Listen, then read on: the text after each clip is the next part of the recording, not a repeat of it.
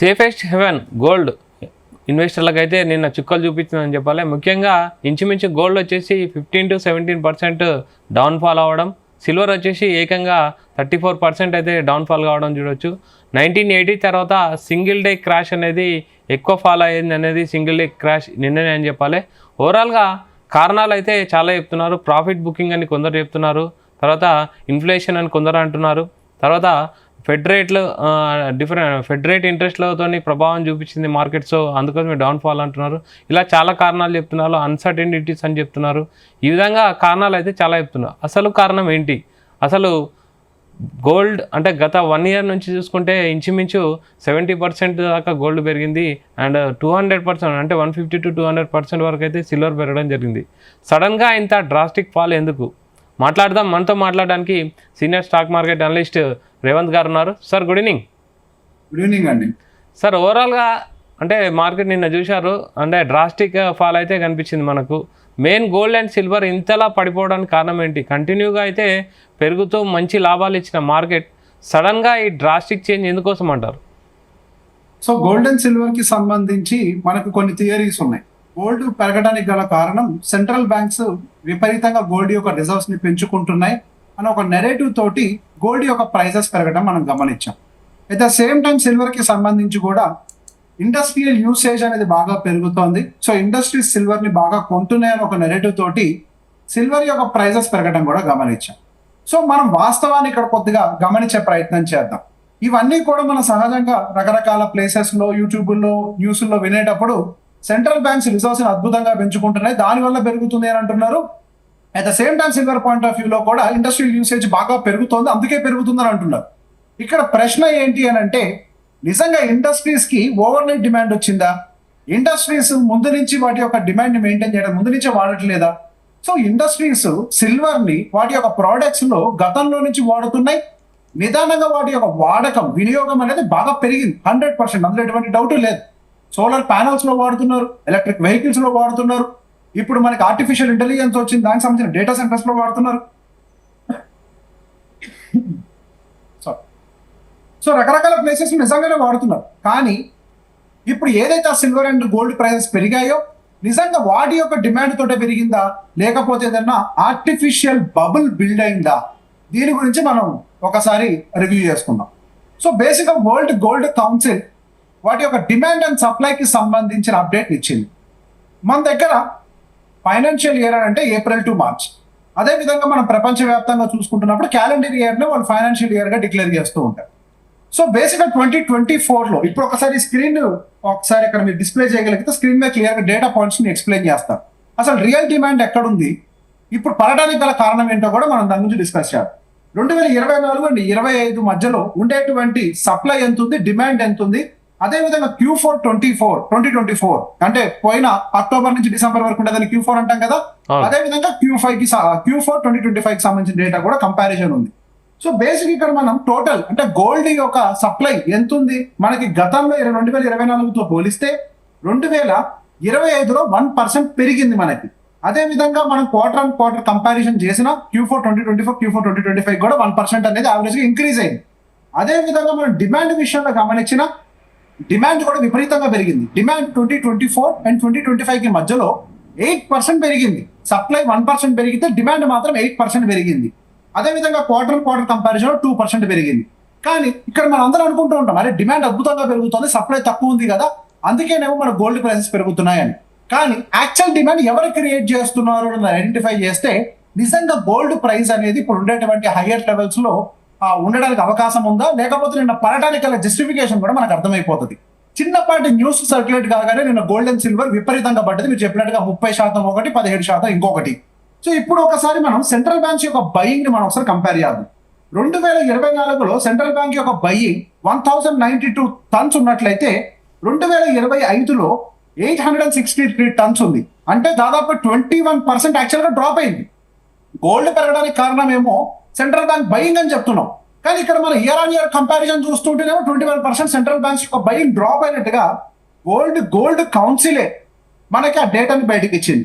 మరి ఇక్కడ పెరిగిన ఈ 8% ఓవరాల్ డిమాండ్ ఎక్కడి నుంచి వచ్చింది అని మనం కంపేర్ చేయడం మొదలు పెడితే మనకి మేజర్ డిమాండ్ అంతా కూడా ఈటీఎఫ్ దగ్గర నుంచి వచ్చింది. 2024లో -2.9 అంటే ఎగ్జిస్టింగ్ ఉండేటువంటి ఈటీఎఫ్ గోల్డ్ నే సప్లై చేశారు, అంటే అమ్మేశారు ఇన్వెస్టర్. అదే 2025లో ఈ 2024 డేటాని గమనించి 2025లో గోల్డ్ ఎక్కడికో వెళ్ళిపోతున్న ఒక ఉద్దేశంతో 800 టన్నుల గోల్డ్ ని ఈటీఎఫ్ రూపంలో మనలాంటి వాళ్ళందరూ పర్చేజ్ చేశారు.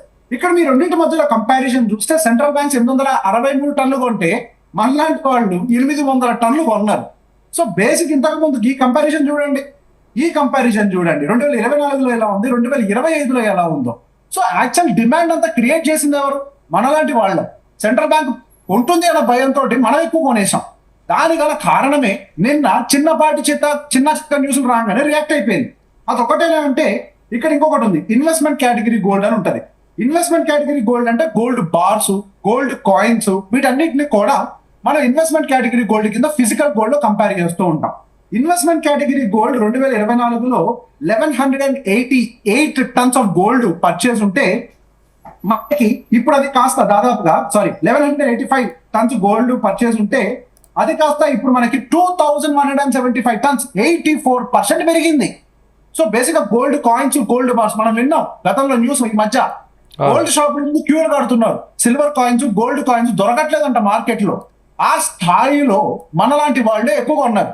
అండ్ గోల్డ్ కౌన్సిల్ చెప్తున్నటువంటి డేటా ఏంటి అని అంటే ఇంతటి బయింగ్ చేస్తుంది.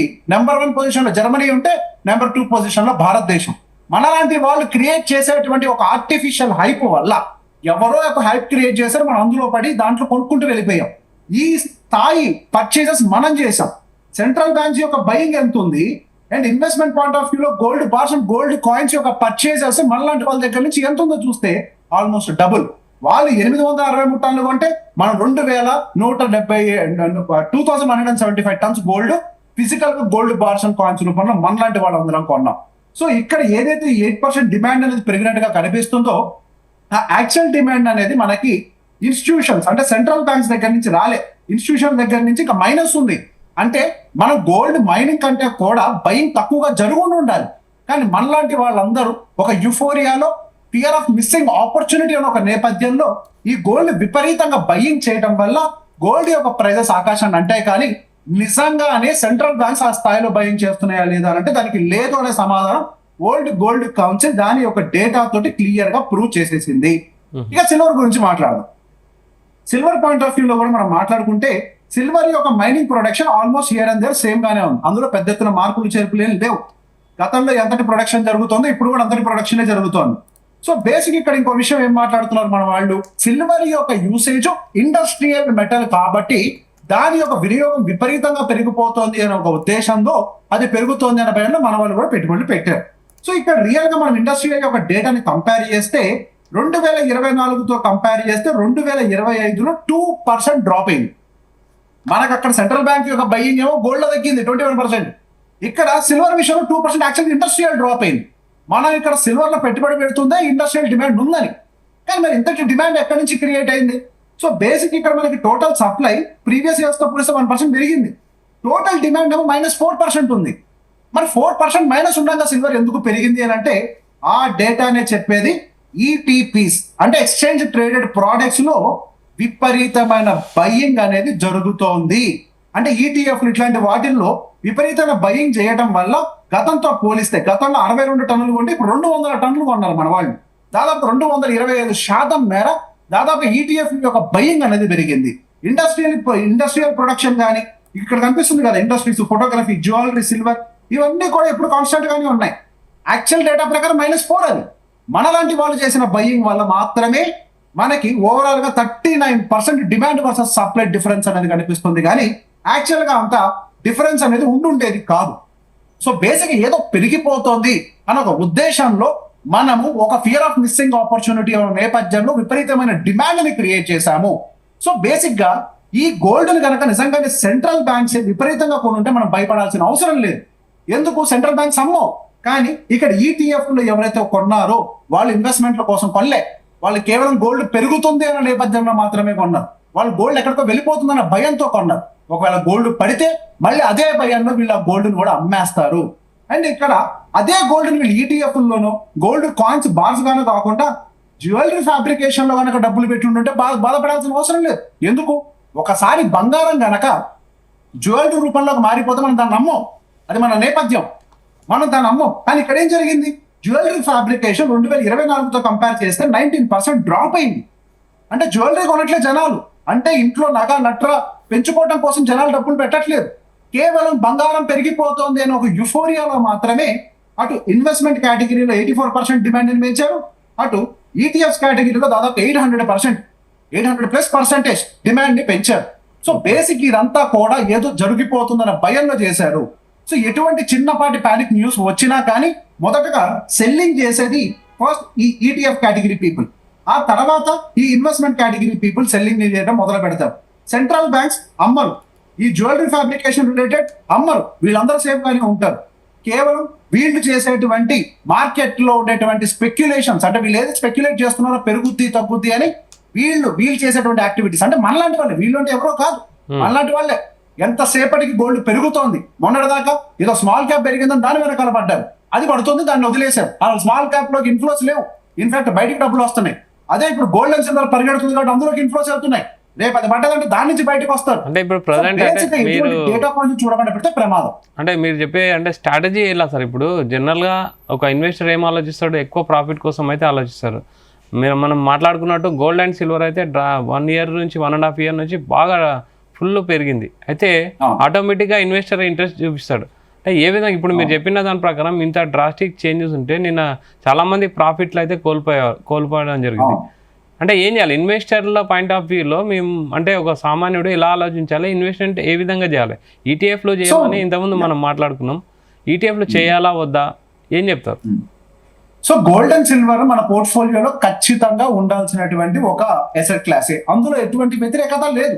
కానీ ఎంత పర్సంటేజ్ మెయింటైన్ చేయాలి, మనం ఒకవేళ లంసమ్ ఇన్వెస్ట్ చేస్తే ఏ టైంలో ఇన్వెస్ట్ చేయాలి అనే విషయాన్ని మనం అర్థం చేసుకోవాలి. ఎస్ఐపి అనుకోండి, పెద్దగా ప్రాబ్లం ఏం లేదు. హైలో ఉన్నప్పుడు ఒక మంత్గా ఉంటాడు, లోలో ఉన్నప్పుడు ఒక మంత్గా ఉంటాడు, ఓవరాల్గా యావరేజ్ అవ్వడం మొదలు పెడుతూనే ఉంటుంది. సో బేసిక్ ఎస్ఐపిస్ సమస్య ఉండదు. కానీ రీసెంట్గా జరిగిందంటే లంసమ్ బయింగ్ కేవలం ఫిజికల్గా ఏదో బయటకు వెళ్ళి గోల్డ్ బార్స్ ఉంటాం కదా, ఈటీఎఫ్లో లంసమ్ చేస్తున్నారు, గోల్డ్ బార్స్ అండ్ కాయిన్స్లో కూడా లంసమ్ చేస్తున్నారు. సో బేసిక్గా పెరుగుతుంది అన్న ఉద్దేశంలో ఉన్న వాళ్ళైనా సరే ఏదైనా కండిషన్లో కూడా మనం అడ్డగోలుగా లంసమ్ ఇన్వెస్ట్మెంట్స్ పెట్టకూడదు. మనకి టోటల్గా ఉండేటువంటి అసెట్స్లో 10% మించి గోల్డ్ అండ్ సిల్వర్ ని మెయింటైన్ చేయకూడదు. గోల్డ్ అండ్ సిల్వర్ అనేది మన ఈక్విటీ మార్కెట్స్ కంటే చాలా ఎక్కువగా వాలటైల్ గా ఉంటాయి. ఈ వాలటాలిటీని తట్టుకునే శక్తి సామాన్యుడికి సహజంగా ఉండదు. ఈక్విటీ మార్కెట్స్ ఈ స్థాయిలో ఒక్క రోజులో పడవు. ఈక్విటీ మార్కెట్స్ పడితే ఎంత పడతాయి? 2%, 3%, 5%, లేదంటే మాక్సిమం 10%, అంతకుమించి పెద్దగా ఏం పడవు.